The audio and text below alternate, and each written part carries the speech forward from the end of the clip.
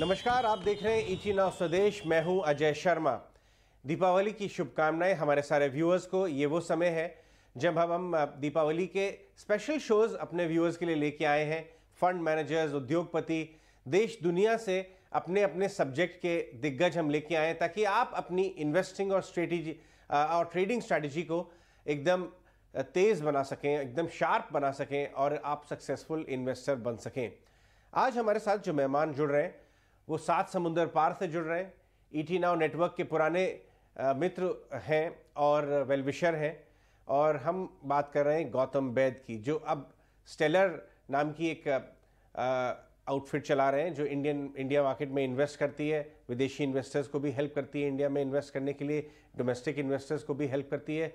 लेकिन शायद आप उनको उनकी प्रसिद्ध किताब जॉयज ऑफ कंपाउंडिंग के ऑथर के रूप में ज़्यादा जानते हो। खैर, आज हम गौतम से उनकी इन्वेस्टिंग स्ट्रैटेजी और ये जो माहौल चल रहा है इस समय, जो लैंडस्केप है, उसमें कैसे नेविगेट करें, ये सारी चीज़ों के बारे में बात करेंगे। गौतम, बहुत बहुत शुक्रिया आज हमसे बात करने के लिए ईटी नाउ स्वदेश पे। Thank you Ajay, and very warm congratulations to you and your team. आपने पिछले 1 साल में ईटी नाउ स्वदेश में काफी बढ़िया काम किया है। सो आपको और आपकी टीम को ईटी नाउ स्वदेश के पहली सालगिरह पे बहुत बहुत शुभकामनाएं, और आपके दर्शकों को भी फेस्टिव सीजन और आने वाली दीपावली के लिए खूब सारी शुभकामनाएं। गौतम, आप वॉरेन बफेट साहब को अपना गुरु मानते हैं अमंग बहुत सारे दूसरे आपके मेंटर्स। बफेट साहब कहते हैं कि अगर आप बाजार में सक्सेसफुल इन्वेस्टिंग करना चाहते हैं तो इकोनॉमिस्ट को मत सुनिए, आप कंपनीज में क्या हो रहा है उस पर ध्यान दीजिए। लेकिन लास्ट कुछ महीनों से जो उथल पुथल चल रही है, जो टर्मोइल है ग्लोबल मार्केट्स में, हालांकि भारत पूरी तरह से उसका इम्पैक्ट नहीं देख रहा है लेकिन कुछ हद तक देख रहा है वॉलेटिलिटी, वो सब मैक्रो ड्रिवन है। तो ऐसे माहौल में अपनी पोर्टफोलियो स्ट्रेटजी या पोर्टफोलियो अप्रोच कैसे रखी जाए, किस हद तक मैक्रो चीज़ों को कंज्यूम किया जाए? देखिए अजय, कोई भी अच्छा इन्वेस्टर वो होता है जिसके पास एक फर्म और एक सॉलिड इन्वेस्टमेंट फिलॉसफी होती है, और ये इन्वेस्टमेंट फिलॉसफी मैक्रो से अफेक्ट नहीं होती है। ये ऐसी चीज होती है जो लॉन्ग टर्म के लिए जिसके साथ आप रह सकें, उसे कहते हैं अच्छी इन्वेस्टमेंट फिलॉसफी। सो मैक्रोज में कुछ ना कुछ हमेशा होता रहेगा दुनिया में, जिसकी वजह से हमें चिंता आती रहेगी। जैसे नॉर्थ कोरिया ने मिसाइल छोड़ दिया, चाइना ताइवान के बीच में टेंशन हो गई, यूएस चाइना के बीच में ट्रेड वॉर हो गया, चाइना में कोविड लॉकडाउन हो गया, यूरोप में एनर्जी क्राइसिस आ गई, यूएस में इंटरेस्ट रेट्स बढ़ रहे हैं। दुनिया में हर दिन हर पल कुछ ना कुछ रहेगा हमारे पास फिक्र करने के लिए। लेकिन अच्छा निवेश करने के लिए हमें सिर्फ अपनी कंपनीज और उनके अंडरलाइंग इंडस्ट्री पे फोकस करना है। यही एक स्ट्रैटेजी है जो हर एक माहौल में काम आती है। एंड आपको सिर्फ एक ही चीज पे फोकस करना है। जिस सेक्टर इंडस्ट्री में हाई अर्निंग्स ग्रोथ आपको दिख रही है for the medium to long term, उसमें आप निवेश कीजिए, और आपके पैसे बनने ही बनने हैं, क्योंकि over the long run earnings he share price को ड्राइव करते हैं। ये short term noise, stock price जो ऊपर नीचे होता है, ये बस नॉइज है। लेकिन आप जब 3-5 साल का नजरिए लेके चलें, उस at the end of the day earnings ही है जो आपके रिजल्ट्स आपको देगी, और कुछ नहीं है आपको हेल्प करेगा मार्केट में। सिर्फ earnings growth, earnings growth, earnings growth. So आज का अगर हम बात करें इंडियन मार्केट के बारे में, कौन कौन सेक्टर्स में बहुत अच्छा अर्निंग्स ग्रोथ विजिबिलिटी है अगले कुछ सालों के लिए, तो नंबर 1 ऑब्वियसली बैंकिंग सिस्टम का बहुत अच्छा प्रोस्पेक्ट लग रहा है। उसके दो इंपॉर्टेंट कारण है, मैं बताता हूं आपको। एक बहुत बड़ा ट्रिगर कोई भी इंडस्ट्री के लिए होता है रेगुलेटरी चेंज, और 2016 में इंडिया में आई थी इंसॉल्वेंसी इन बैंकिंग कोड। उसके वजह से हुआ क्या कि इंडियन बैंकिंग सिस्टम की बैलेंस शीट्स पूरी साफ हो गई, नंबर 1। और दूसरा बात क्या हुआ कि कोविड के समय ये इंडियन बैंक्स ने एक्स्ट्रा प्रोविजनिंग कर ली, तो they basically over provided during Covid. तो अब क्या, अब जैसे जैसे इकोनॉमी इंप्रूवमेंट की तरफ जाएगी और वो प्रोविजन जब राइट बैक करेंगे, तो उनकी प्रॉफिट ग्रोथ में बहुत बड़ा बूस्ट आएगा। तो ये पहला रीजन है for the banking system good prospects. Number 2, auto and auto ancillaries. हम जानते हैं कि पिछले कुछ सालों से ऑटो इंडस्ट्री में स्लो डाउन चल रहा था, और इस साल because of the semiconductor issues, because of global supply chains, वो प्रॉब्लम और बढ़ गई। जैसे जैसे वो semiconductor issue, supply chain issues resolve हो रही हैं, हम ऑलरेडी देख रहे हैं कि सारी ऑटो ओईएम्स के मैनेजमेंट्स कितनी जबरदस्त ग्रोथ कमेंट्री दे रहे हैं। सो यहाँ पे भी काफी अच्छा अर्निंग्स ग्रोथ प्रोस्पेक्ट दिख रहा है अगले कुछ सालों के लिए। और तीसरा और सबसे महत्वपूर्ण, डोमेस्टिक मैन्युफैक्चरिंग। 10-12 साल के बाद मैं देख रहा हूँ, अब कोई भी टीवी चैनल, कोई भी अखबार, मैगजीन पढ़िए, सब इंडस्ट्रियलिस्ट की इंटरव्यू सुनिए, सबके सब इतने बुलिश हैं। मैंने कभी भी पिछले 10 साल में इतना बुलिश कमेंट्री मैन्युफैक्चरिंग सेक्टर की मैनेजमेंट से सुनी नहीं है जो मैं आज देख रहा हूँ। और इसका 2-3 इंपॉर्टेंट कारण है। सबसे पहला कारण, again, regulatory change, PLI, production linked incentive scheme. And ये इंसेंटिव स्कीम कंपनीज को एनकरेज करती है to do capex and to grow bigger. और दूसरी बात, काफी सारी मैन्युफैक्चरिंग कंपनीज अब 75-80% कैपेसिटी यूटिलाइजेशन पे आ चुकी हैं, तो अब उनको नया राउंड ऑफ केपेक्स करना ही पड़ेगा अगर उनको ग्रोथ कैप्चर करना है। राइट। और तीसरा बड़ा कारण, बहुत सारी मैन्युफैक्चरिंग कंपनीज अपना बैलेंस शीट्स में डेट काफी कम कर चुकी हैं पिछले 5-10 सालों में।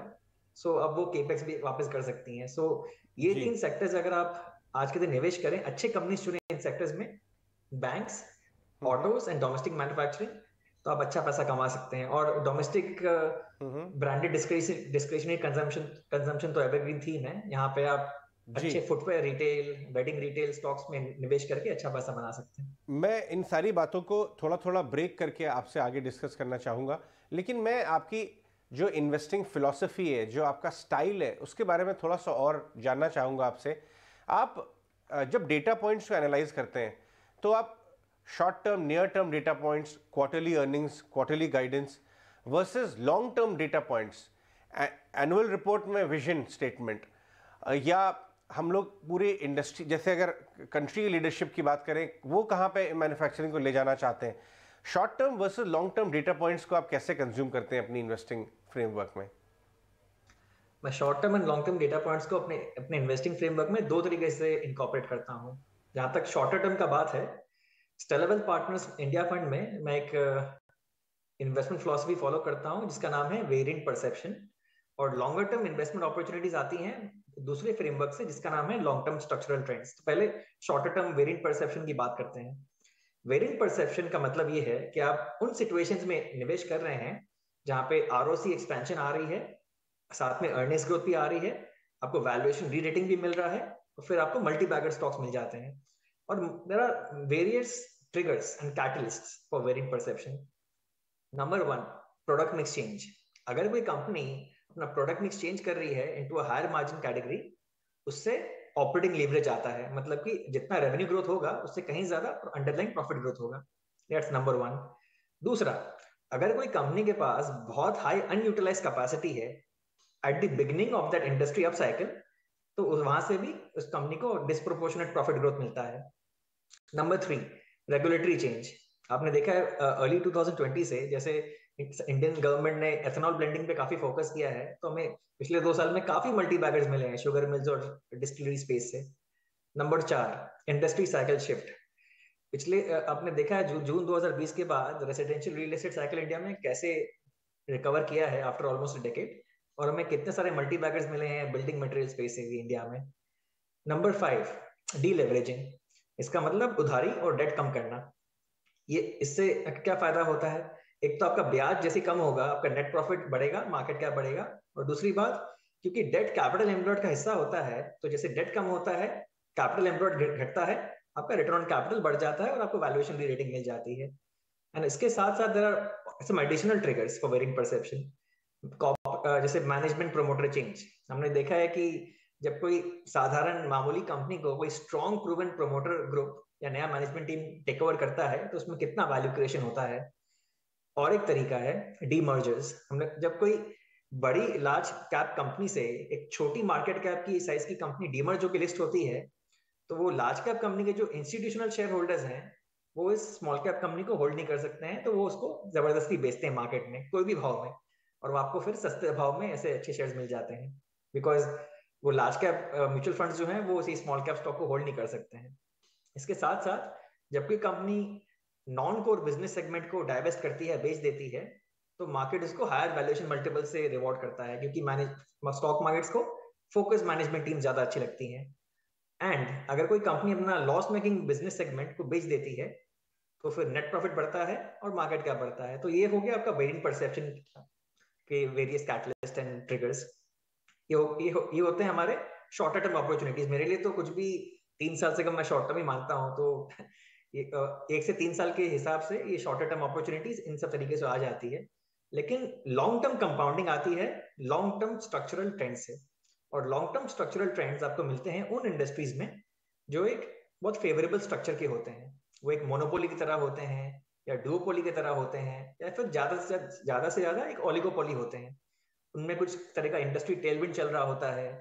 दे are also characterised by value migration. So पिछले 20 साल से हम लोग देख रहे हैं इंडिया में offline to online, private sector, public sector to private sector, and unorganise to organise, काफी सारे वैल्यू माइग्रेशन चल रहे हैं पिछले 20 साल से, राइट। एंड आज के दिन इंडिया में बहुत सारे स्ट्रक्चरल ग्रोथ प्लेस हैं। Contract development and manufacturing organisations, contract research and manufacturing services, EMS, electronic manufacturing services, speciality chemicals with critical application, affordable housing, fintech, music streaming, digital transformation, multiple mega trends अभी शुरू हो गए हैं जो आपको long term compounding देंगे। और जब आपको एक लार्ज साइज ऑफ अपॉर्चुनिटी के साथ साथ एक कंपनी मिल जाती है जिसका high returns on invested capital भी हो, आपको कंपाउंडिंग मशीन मिल गई है। एंड पोर्टफोलियो का ज्यादातर हिस्सा इन सब लॉन्ग टर्म कंपाउंडिंग मशीन में होना चाहिए, और 20-30% हिस्सा वेरिएंट परसेप्शन की शॉर्टर टर्म टैक्टिकल अपॉर्चुनिटीज में भी होना चाहिए, तो आप ताकि आपका अल्फा जनरेट होता रहे। तो ये एक ब्रॉड फ्रेमवर्क है जो मैं Stellar Wealth Partners India fund में फॉलो करता हूँ। राइट गौतम, आप अकेले ऐसे नहीं हैं। इनफैक्ट मैं बहुत सारे लोगों से बात कर रहा हूँ इधर, दोनों मार्केट स्ट्रेटेजिस्ट और प्रैक्टिशनर्स मनी मैनेजमेंट के, और बिजनेस हाउसेस, MSME हेड्स, दूसरी तेक्टर्स से, अलग अलग भिन्न सेक्टर्स के MDs। समझ में ये आ रहा है कि जो उद्योगपति हैं, जो बिजनेस ओनर्स हैं, वो बहुत तेजी में है इस समय, लेकिन large part of money managers अभी भी मंदी में। काफ़ी डायकोटमी है। आप नॉइज से काफ़ी दूर बैठे हैं वहाँ US में। जब आप ये देखते हैं यहाँ पे भारतीय इकोनॉमी वर्सेस मार्केट का जो एक टग ऑफ वॉर जो चल रहा है, तो आप इसको कैसे देखते हैं? अच्छा, आपने जो बोला अभी कि इंडस्ट्रियलिस्ट और मैनेजमेंट टीम तेजी में है और फंड मैनेजर्स मंदी में है, इससे बढ़ती ही नहीं है सच बताऊं तो। क्योंकि इसका मतलब ये है कि स्टॉक प्राइसेस आपको अच्छे भाव में मिल जाएंगे, बल्कि हमारे लिए अच्छा है, हमें काफी समय मिल जाएगा अच्छे कंपनी के शेयर्स अच्छे भाव में खरीदने का। जैसे ही ये फंड मैनेजर्स बुलिश हो जाएंगे तो आपको ये भाव वापस मिलेंगे नहीं। एक और बात आपने देखा, हमने पिछले बहुत सालों में देखा है कि जब भी फॉरेनर्स बेचते हैं, सबसे पहले पिटाई कौन सी सेक्टर्स की होती है इंडिया में? बैंकिंग, और फिर कभी कभी IT की, राइट। और इस बार तो ऐसा हाल है कि अब हम जानते हैं कि इंडियन बैंकिंग सिस्टम सुपर तेजी में है, और ये फॉरेनर्स FIs बेचे जा रहे हैं because they are selling India as part of the emerging market basket, right. Basket selling कर रहे हैं ये लोग।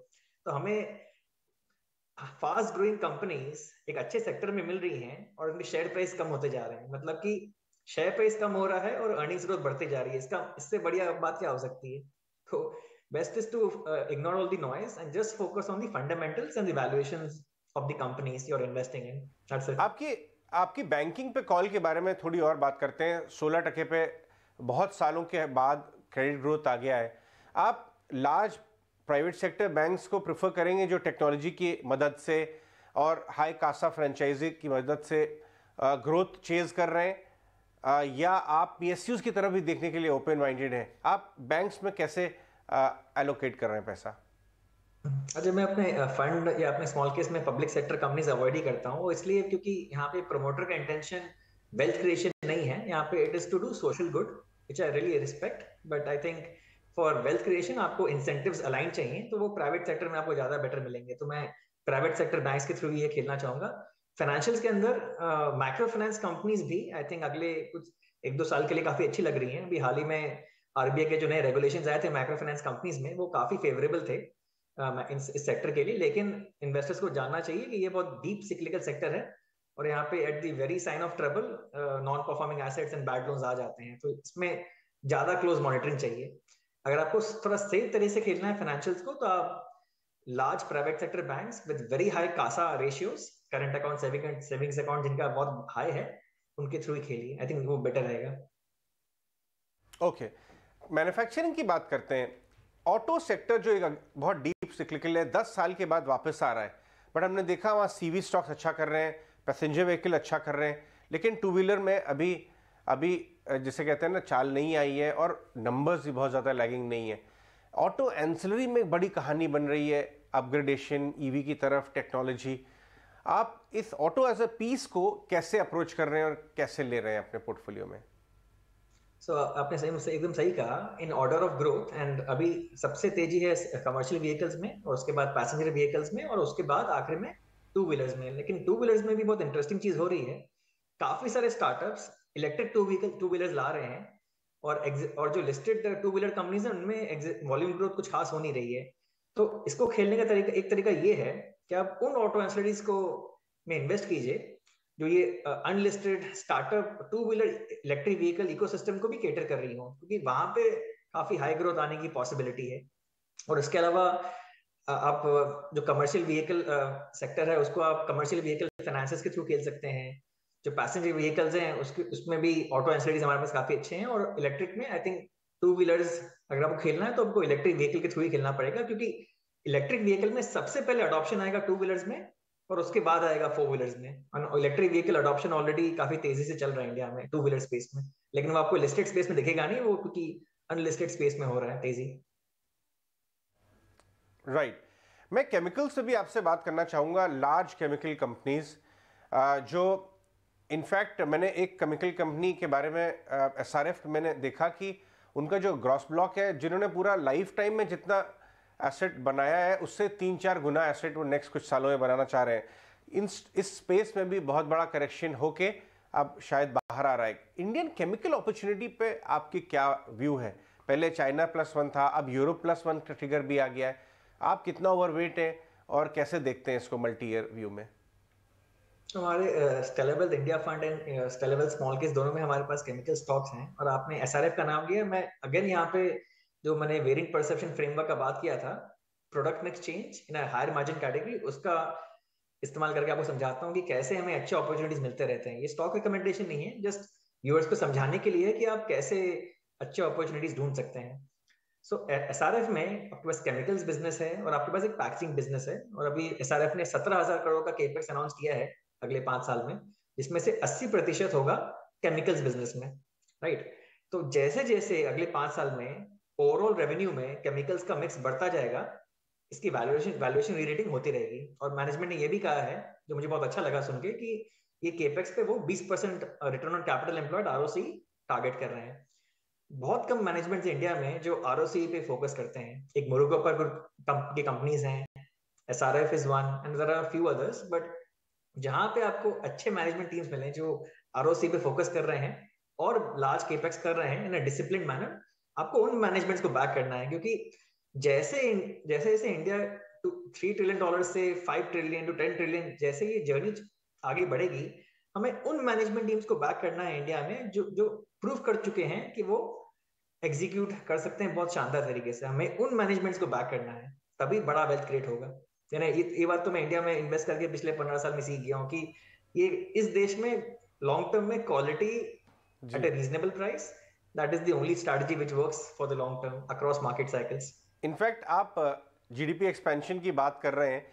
जीडीपी एक्सपेंशन की वजह से, अनलॉकिंग की वजह से ये दिवाली काफ़ी खुल के लोग बाहर आ रहे हैं। फेस्टिव सीजन डिमांड बढ़ रही है। हमने बहुत मैनेजमेंट से बात की। एक बात समझ में आ रही है कि जो consumption trend feel good factor के हैं, कपड़ों, अच्छे अच्छे कपड़े पहनने के, एबिया, एफआरएल, अरविंद वैरायटी और बहुत सारी, या जूतों की कैटेगरी, कैजुअलाइजेशन हो रहा है, जूतों बहुत अच्छा। ये जो एक कंजम्पशन बास्केट है, आउटवर्ड बाहर जाने के, घूमने के, लोगों के वार्डरोब्स एक्सपैंड कर रहे हैं, इस थीम को आप कैसे खेल रहे हैं अपने पोर्टफोलियो में? हमारे इंडिया फंड में हमारे पास one of the leading footwear retail stocks हैं और सबसे लीडिंग वेडिंग रिटेल स्टॉक भी है। एंड यहाँ पे मैं इसका समझाना चाहूंगा कि ये जो फिनोमेना आप देख रहे हैं ये क्यों हो रहा है। ये बहुत सरप्राइजिंग चीज नहीं है। मैं आपको, एंड कोई भी अच्छा इन्वेस्टर वो होता है जो इतिहास से हमेशा सीखता है। तो मैं आपको एक इतिहास की बात बताता हूँ, बहुत इंटरेस्टिंग बात। अब यूएस, चाइना और जापान को देखिए। जब ये तीन इकोनॉमीज की जीडीपी $2.5 ट्रिलियन जीडीपी से $5 ट्रिलियन की बनी, इनकी जीडीपी डबल हुई, लेकिन इनके स्टॉक मार्केट सिर्फ डबल नहीं हुए, इनके स्टॉक मार्केट्स 3 गुना 4 गुना हो गए। और वो ऐसा क्यों हुआ, ये हमें समझने की जरूरत है। वो इसलिए क्योंकि जब कोई देश लो इनकम कंट्री से मिडिल इनकम कंट्री की तरफ जाता है, तो जो बेसिक स्पेंडिंग है ऑन आइटम्स लाइक फूड वो ज्यादा बढ़ता नहीं है, लेकिन जो दो कैटेगरीज हैं of branded discretionary consumption and financialisation of savings, ये दो कैटेगरीज में तूफान आ जाता है। There is an explosion in these two categories. Already India में ये ट्रेंड शुरू हो चुका है। आज के दिन इंडिया 3.3 ट्रिलियन डॉलर्स जीडीपी पे है, और अगर आप पिछले 3 साल, अगर आप 3 साल पीछे जाएं 2.5 ट्रिलियन से 3.3 ट्रिलियन जहां तक पहुंचे हम लोग, इसके दौरान देखिए क्या हुआ है। Number of financialisation of savings की पहले बात करते हैं। Number of demat accounts India में 4 करोड़ से 10 करोड़ पार कर चुके हैं पिछले 2.5 साल में। तो पहला एक्सप्लोजन तो हो गया। अब दूसरा एक्सप्लोजन कहाँ पे, कौन से कैटेगरी में आ रहा है? Branded discretionary consumption. आपको कंज्यूमर स्टेपल्स में ओवरवेट नहीं होना है, आपको ओवरवेट होना है ब्रांडेड कंज्यूमर डिस्क्रिशनरी में। यानी ये इतिहास हमें सिखा चुका है, 3 बड़े देशों में ये सेम फिनोमेना प्ले आउट हुआ है, और इंडिया में ऑलरेडी ये फिनोमेना प्ले आउट होना शुरू हो गया है। जैसे जैसे पर कैपिटा जीडीपी बढ़ती जाएगी, आप देखेंगे कि branded discretionary consumption and brands with pricing power, ये कंपनीज बहुत शानदार परफॉर्म करने वाली हैं अगले 10 साल में। तो अभी भी बहुत लोग बोलेंगे कि ये कंपनीज बहुत महंगी हैं, ये इतनी बढ़ चुकी हैं, लेकिन ह्यूमन माइंड को long term compounding exponential growth समझ में आसानी से नहीं आती है। आपको लंबे नजरिया रखना पड़ेगा। एंड ये जो ग्रेट कंपनीज होती है ना अजय, इनके मैनेजमेंट ने बार बार देखा है कि management tend to surprise you on the upside. Good things, आपको अच्छे सरप्राइजेस मिलते हैं जब आप अच्छे मैनेजमेंट टीम्स के साथ रहते हैं, और जब आप बुरे मैनेजमेंट टीम्स के साथ रहते हैं आपको नेगेटिव सरप्राइजेस मिलते हैं। Choice is yours. बहुत ही शानदार बात लिखी है, और आपने किताब में भी इसमें इसका जिक्र किया है। गौतम, हमेशा आपसे बात करके बहुत अच्छा लगता है। मैंने व्यूअर्स आपको बहुत पसंद करते हैं, और आज मैं आपको एक फीडबैक भी देना चाहूँगा, एक हमारे व्यूअर और आपके फैन से, कि गौतम साहब की अगली किताब कब आ रही है।